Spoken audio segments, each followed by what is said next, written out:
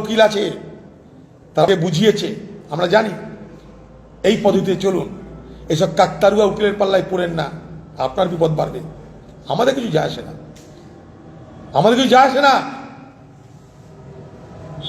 রাজনৈতিক সঠতা, রাজনৈতিক চালাকি, রাজনৈতিক ধান্দাবাজি, রাজনৈতিক দুর্নীতি আমি অধীর চৌধুরী আমার রাজনীতি জীবনে কোনদিন করিনি, করছি না, করব না, কিন্তু রাজনীতি করব।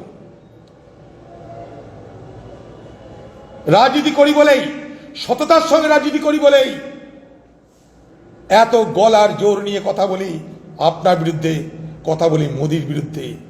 দিদি মোদি, মুখ্যমন্ত্রী প্রধানমন্ত্রী কারোর বিরুদ্ধে কোনো দ্বিধা নিয়ে, সংশয় নিয়ে অধীর চৌধুরী কথা বলে না।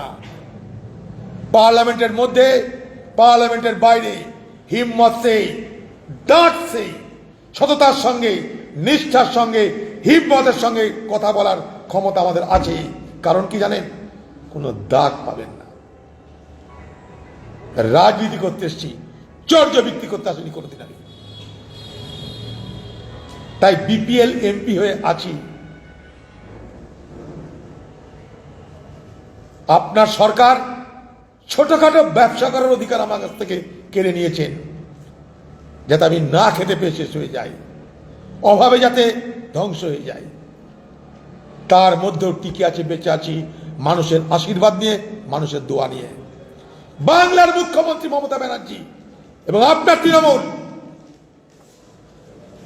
লক্ষ কোটি বার চেষ্টা করলেও অধীর চৌধুরীর ভাবমূর্তিকে কলঙ্কিত করতে পারবেন না। একটা সারদা কেন, হাজারটা সারদা নিয়ে আসুন। আপনার দল সারদার সঙ্গে যুক্ত, আপনার দল চিটফান্ডে যুক্ত, সবাই জানে। আপনাদের নেতাদের তার জন্য সিবিআই অ্যারেস্ট করে। ময়দানে দেখা হবে তৃণমূলের বন্ধুরা, ময়দানে দেখা হবে।